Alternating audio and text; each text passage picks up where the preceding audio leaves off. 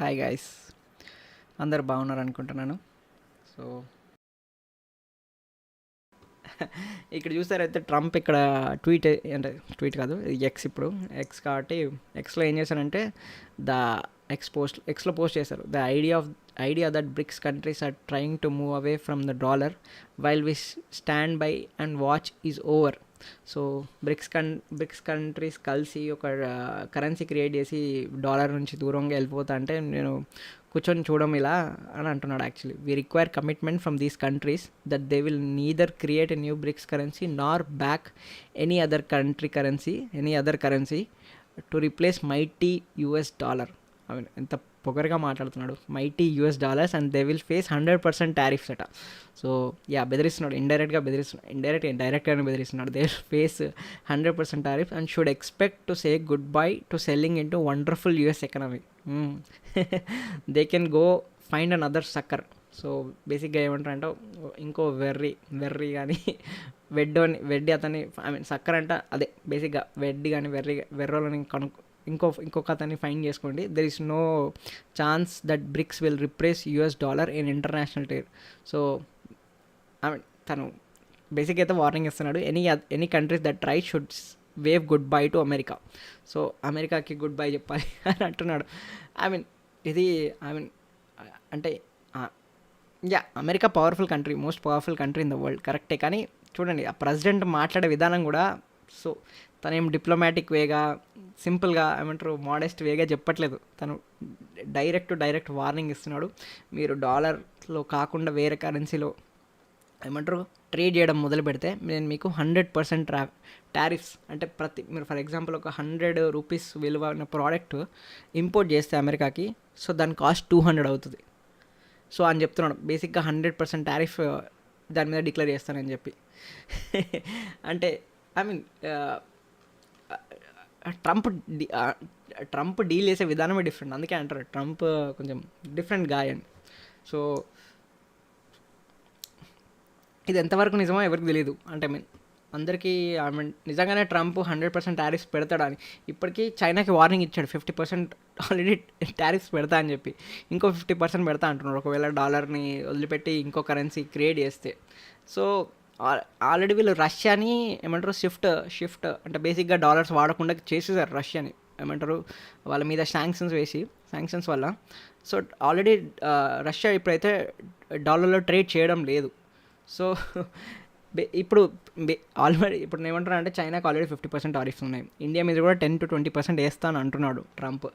So అంటే ఇంకో 50% వాళ్ళకి పెద్ద రిస్క్ ఏం కాదు. చైనా అంటే ఎంతో కష్టపడ్డ China China $400 to $500 billion trade చేస్తుంది యాక్చువల్లీ.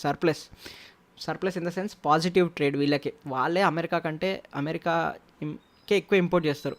అమెరికా చైనాకి ఎక్స్పోర్ట్ చేసేది చాలా తక్కువ. సో $300-400 బిలియన్ ఎక్కువ ఎక్స్పోర్ట్ చేస్తారు.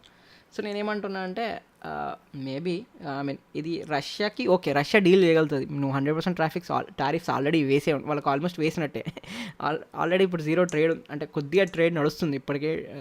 యూఎస్కి ఉన్న రష్యాకి యురేనియం రిజర్వ్స్ ఇలా కొన్నిటి మీద నడుస్తుంది వాళ్ళకి ఇప్పటికే ట్రేడ్. బట్ ఆల్మోస్ట్ నల్లే ఉంది వాళ్ళకి, ఇప్పుడు పెద్దగా లేదు. సో రష్యాకి పెద్ద ఇంపాక్ట్ పడదు. ఇరాన్ ఉంది ఇంకోటి. ఇప్పుడు ప్రజెంట్ బ్రిక్స్ కంట్రీస్లో ఏమన్నా ఇరాన్కి ఆల్రెడీ యూఎస్ఏతో గొడవే ఉంది. ప్లస్ వాళ్ళకి కూడా పెద్ద ట్రేడ్ లేదు.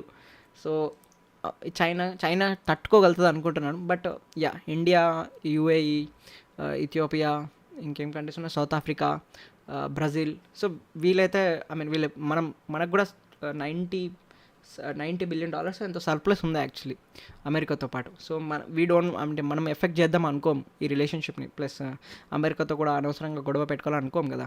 సో ఆల్రెడీ 6 months ముందు డాక్టర్ జయశంకర్ ఏమన్నారంటే మనకి bricks currency is not viable option అని అన్నాడు. ఆల్మోస్ట్ అలాంటి సేమ్ చెప్పారు. ఇది మేమైతే ఇండియాకి అయితే ఇప్పటికి ఇంట్రెస్ట్ లేదు. సో ఇప్పటికైతే ప్లాన్స్ లేవు. బట్ కాకపోతే రష్యాకి చైనాకి కొద్దిగా ఇంట్రెస్ట్ ఉంది యాక్చువల్లీ. కాకపోతే ఇప్పుడున్న ఇండియా పరిస్థితి చూస్తే చైనా ఈజ్ ద బిగ్గెస్ట్. బ్రిక్స్లో ఎవరికి పవర్ ఎక్కువ ఉందంటే టు బి ఆనెస్ట్ చైనాకి ఎక్కువ ఉంది. ఎందుకంటే చైనా స్ట్రాంగెస్ట్ ఎకానమీ కాబట్టి చైనాకి ఎక్కువ పవర్ ఉంది. ఇప్పుడు ఒకవేళ కొత్త కరెన్సీ క్రియేట్ చేసినా దానిలో చైనాకే ఎక్కువ బెనిఫిట్స్ వచ్చే అవకాశం ఉంది. సో ఇండియా కూడా ఇప్పుడు ఇంట్రెస్ట్ లేదు. ఇండియా ఇప్పుడున్న పరిస్థితిలో మనం అయితే అందరితో ఎవరినైతే వాళ్ళని పిక్ చేసుకునే పరిస్థితులు లేం. అంటే ఫైట్స్ పిక్ చేసుకునే పరిస్థితులు అయితే లేం. ఇట్లా అమెరికాను పిక్ చేసుకోవాలో, రష్యాను పిక్ చేసుకోవాలని. ప్లస్ మనకి రిలేషన్షిప్ కూడా చైనాతో అంతగా ఇంప్రూవ్ అవ్వలేదు ఇంకా. అంటే బార్డర్లో రీసెంట్గానే జరిగింది కదా, 2020లో కాన్ఫ్లిక్ట్స్ జరిగాయి. సో యా, మనకు కూడా పెద్ద ఇంట్రెస్ట్ లేదు. మనం కూడా సైలెంట్గా ఏమంటారు గ్రో అవుదామని ప్లాన్ ఉంది మనకి ప్రజెంట్ గవర్నమెంట్కి అయితే. సో మేబీ సపోర్ట్ చేయం మనం మ్యాక్సిమం. మనకు కూడా ఇప్పుడు ఇంట్రెస్ట్ లేదు. కాకపోతే నాకు తెలిసినంత వరకు పుతిన్ కూడా ఏమంటారు, ట్రంప్ ఉన్నంత వరకు ఇప్పుడు వార్ ఖచ్చితంగా ఆపేస్తాడు అంటున్నాడు ట్రంప్. సో పుతిన్ కూడా ఈ 4 years మేబీ ఈ ప్లాన్ పక్కకు పెట్టచ్చు సైడ్కి, ఏమంటారు బ్రిక్స్ కరెన్సీ గురించి. బట్ మీరు చూసారు కదా, ఇది టు బి ఆనెస్ట్ ఈ డాలర్ వల్ల అమెరికాకి అంతులేనంత పవర్ ఉంది టు బి ఆనెస్ట్. వాళ్ళు ఎందుకంటే డాలర్ దేనితో పెగ్గే లేదు. పెగ్ ఇన్ ద సెన్స్ ఇంత డాలర్కి ఇంత వర్త్ గోల్డ్ ఇస్తామని, ఇంత వర్త్ ఇది ఇస్తామని, అది దేంతో పెగ్గే లేదు. దాన్ని పెగ్గింగ్ అంటారు యాక్చువల్లీ. సో మన కరెన్సీ గోల్డ్తో పెగ్గే ఉంది. సో మనం ఇంత కరెన్సీ ఇస్తే ఇంత గోల్డ్ ఇస్తుంది గవర్నమెంట్, ఇంత గోల్డ్ ఇస్తే ఇంత కరెన్సీ ఇస్తుంది. సో అలా పెగ్గింగ్ జరిగింది. కానీ అమెరికాకి పెగ్గింగ్ ఒకప్పుడు ఉండేది. రొనాల్డ్ రేగన్, రిచర్డ్ నిక్సన్ ఎవరో, వాళ్ళిద్దరిలో ఎవరో ఒకరు ఈ పెగ్గింగ్ని తీసేశారు యాక్చువల్లీ. తీసేసి సో బేసిక్గా అమెరికాకి ఇష్టం ఉన్నంత కరెన్సీని చేయొచ్చు, వాళ్ళు ఏమంటారు పబ్లిష్ చేయొచ్చు. సో యా, వాళ్ళకి ప్లస్ వాళ్ళే కంట్రోల్ చేస్తారు కదా ఇంటర్నేషనల్ ట్రేడ్. ఇప్పటికీ 80 to 85% of trade American dollar మీదే జరుగుతుంది. సో అందుకే వాళ్ళకి అంత పవర్. సో వాళ్ళ వాళ్ళ గవర్నమెంట్ అంటే infinite amount of money produce చేయొచ్చు, అఫీషియల్గా ప్రొడ్యూస్ చేయొచ్చు. బట్ యా, లిమిటేషన్స్ ఉంటాయి. ఇప్పటికీ వాళ్ళు $35 trillion డెప్ట్లో ఉన్నారంటే అమెరికన్ ఫెడరల్ ఏమంటారు అమెరికన్ ఫెడ్కి $35 trillion అప్పులో ఉన్నారు వాళ్ళు. కాకపోతే వాళ్ళ అప్పు ఏంటంటే వాళ్ళ అప్పు డాలర్స్లో ఉంది.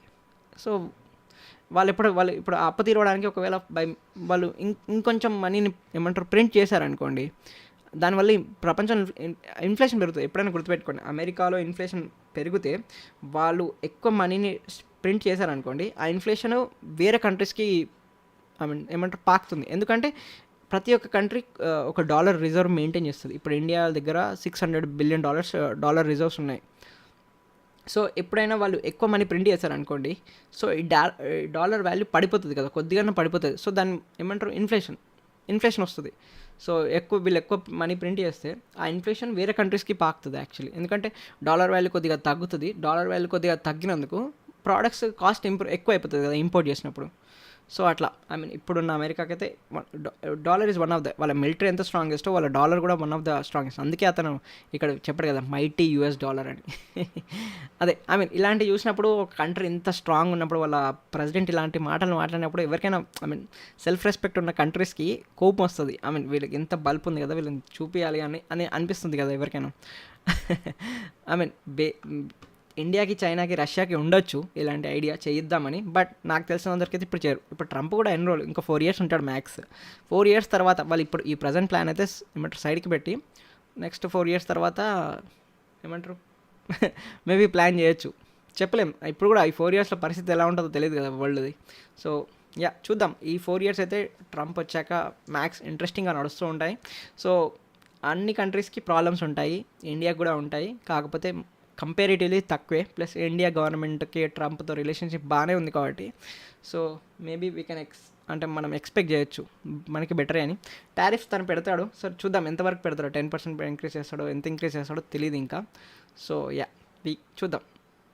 సో నాకు తెలిసి బ్రిక్స్ కరెన్సీ అయితే ప్రజెంట్గా హోల్డ్లోనే ఉంది. నాకు తెలిసి ఫ్యూచర్లో వచ్చే అవకాశం ఉంది, రావడం కూడా బెటరే నా దృష్టిలో పర్సనల్గా ఇప్పుడున్న ప్రజెంట్ ఒపీనియన్లో. యా, ఎందుకంటే చైనా సైడ్ ఎక్కువ ఉండదు. సో యా, మేబీ అది ఇంటర్నేషనల్ కరెన్సీ, యాక్టివ్ కరెన్సీ అయితే బెటర్. అంటే ఇంటర్నేషనల్ సైడ్ ఉండి చైనా యుఎన్తో లేకపోతే పెగ్గింగ్ గోల్డ్తో చేస్తే బెటర్. అందుకే బ్రిక్స్ కంట్రీస్ కూడా చాలా ఎక్కువ గోల్డ్ కొనుక్కుంటున్నారు. వన్ ఆఫ్ ద రీజన్ అదే అని అఫీషియల్గా చెప్పలేదు కానీ నేనైతే అదే అనుకుంటున్నాను. So one of the reason maybe ఫ్యూచర్లో రావచ్చు. ఇప్పుడైతే ప్రజెంట్ ఐడియా నాకు తెలిసి బ్యాక్ బర్నర్లో పెట్టారు. So yeah, let's see. జ్ఞానం అమూల్యమైనది. మళ్ళీ త్వరలో కలుద్దాం.